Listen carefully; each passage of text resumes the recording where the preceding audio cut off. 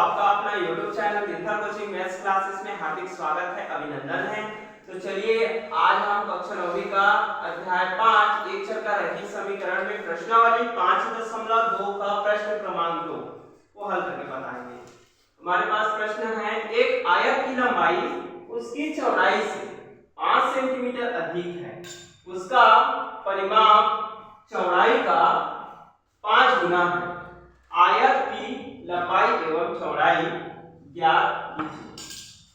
तो हल दिया गया है, आयत का परिमाप, क्योंकि परिमाप बराबर होता है 2 गुना लंबाई धन चौड़ाई, तो इसीलिए यहाँ पर परिमाप है 5 सेंटीमीटर ले लेंगे। यहाँ पर आयत का परिमाप बराबर 5 सेंटीमीटर।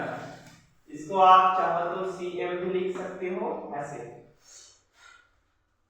यहाँ पर अब लिखेंगे हम माना कि चित्र बनाएंगे। माना कि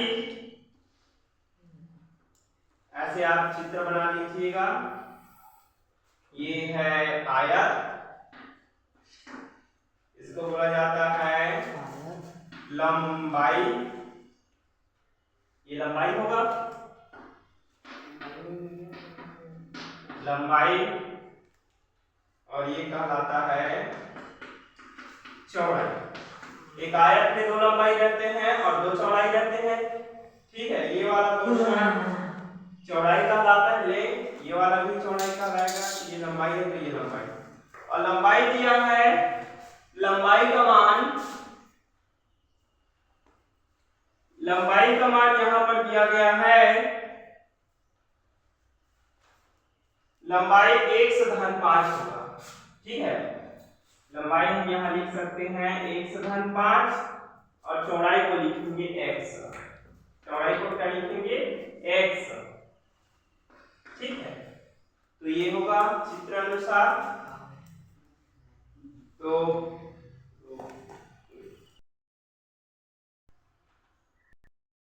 इसमें आयत की चौड़ाई, इसमें आयत की चौड़ाई बराबर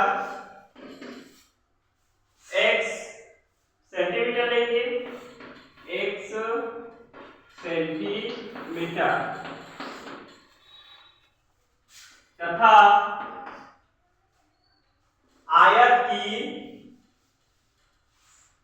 लंबाई बच गया, यहां लेंगे आयत की लंबाई,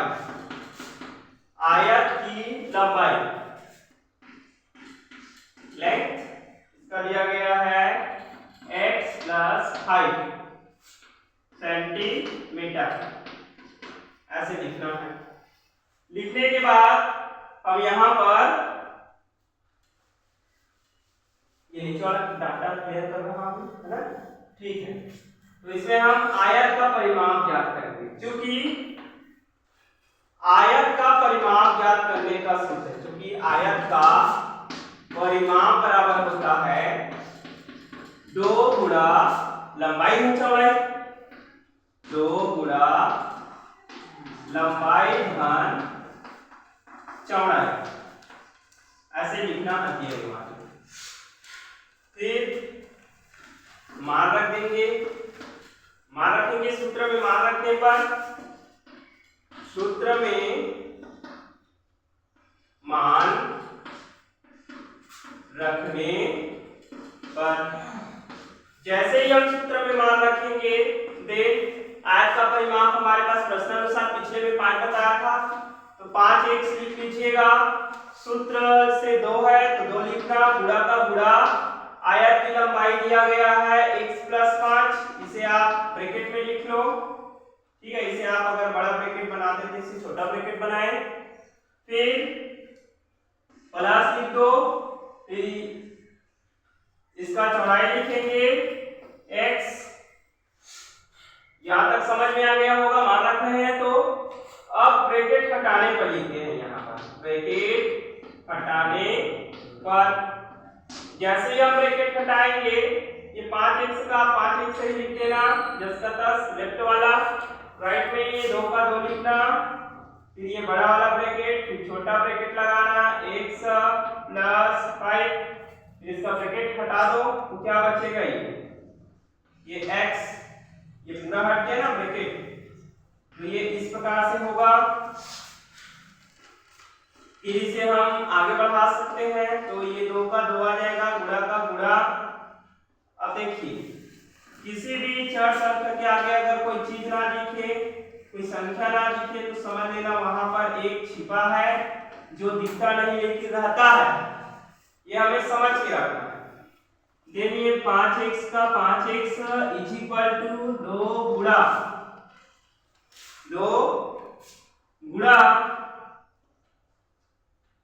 1x और 1x ये हो जाएगा 2x, मतलब 1 + 1 इज इक्वल टू 2, x है तो x लिखना, फिर ये प्लस 5 का प्लस 5, बड़ा वाला ब्रैकेट लिखेंगे ऐसे, ठीक है। तो ये यहां तक आपको समझ में आ गया होगा। गुणा करने पर, अब गुणा करने पर जैसे ही हम गुणा करेंगे देन ये x का x ही रहेगा लेफ्ट वाला, राइट में इस 2 का गुणा इस पूरे पोर्शन के साथ होगा, पहले 2x के साथ फिर इसके साथ होगा, अभी बताऊंगा मैं आगे। तो 2 का अगर 2 गुणा इस 2x के साथ प्लस का रिटर्न लिखा जाता है, बता दें कई बार यहाँ पर प्लस है, 2 के आगे में प्लस है, और ये 2x के बाद यहाँ पर भी प्लस है, तो प्लस और प्लस का गुणा करने पर, ठीक है, प्लस और प्लस का गुणा करने पर रिजल्ट हमेशा प्लस मिलता है, जो दिखता नहीं लेकिन रहता है, तो इसीलिए ये प्लस आ जाएगा। और ये 2 का गुणा इस 5 के साथ हो जाएगा, 2 का गुणा 5 के साथ, तब 5x का 5x होगा और 2 दूनी 4x। अब इसे मैं क्लियर कर दूं,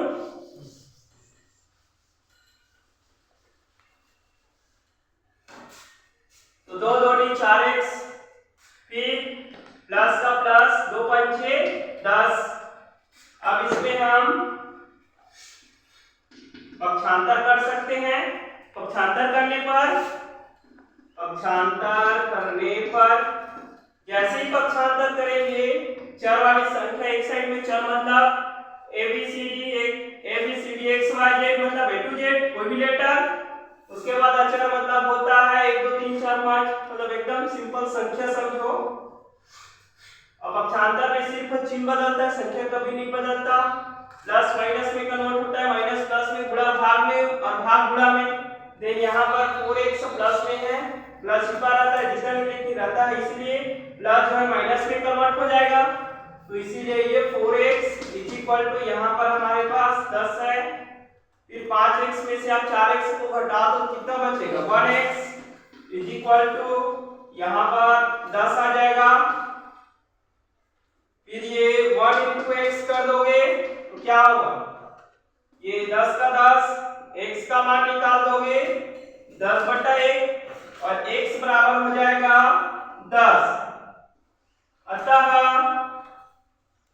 और ये जो 10 निकलेगा ये क्या होगा, 10 सेंटीमीटर, 10 सेंटीमीटर, यहाँ लिख सकते हैं 10 सेंटीमीटर।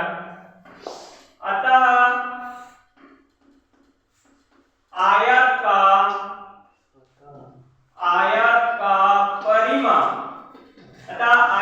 परिमाप x बराबर 10 सेंटीमीटर होगा। अतः आयत का परिमाप x बराबर 10 सेंटीमीटर होगा, 10 सेंटीमीटर होगा। आंसर है हमारा, अभी हमने x का मान निकाला था जो कि x बराबर 10 सेंटीमीटर था परिमाप, है ना। अब इस चूंकि प्रश्न अनुसार कहता है कि आयत की लंबाई और चौड़ाई ज्ञात करो, कहता है ना आयत की लंबाई चौड़ाई, तो लंबाई बराबर, आयत की लंबाई बराबर x + 5, इसमें x बराबर 10 रखने पर, तो x बराबर 10 जैसे ही हम रखते हैं तब बराबर लिख सकते हैं, x का मान 10 रखें, फिर ये प्रश्न में 5 है तो 5 लिख दो, तो ये आ जाएगा 15 और सेंटीमीटर। अतः आयत की लंबाई 15 सेंटीमीटर होगा तथा अभी हमने सिर्फ लंबाई बताया, अब चौड़ाई बच गया, तथा आयत की चौड़ाई और आयत की चौड़ाई को हमने माना था x, इसलिए यहाँ पर x लिख सकते हैं। इसमें भी हम x का मान 10 रखने पर x का मान x बराबर 10 रखने पर, चूंकि परिमाप 10 निकला था इसीलिए दोनों में रखेंगे मान को, तो बराबर लिख सकते हैं 10 सेंटीमीटर। तो ये हमारा कंप्लीट आंसर है। अगर आपको अच्छा लगा होगा तो बिल्कुल अपने दोस्तों को जरूर शेयर करें, चैनल जरूर सब्सक्राइब करें। धन्यवाद।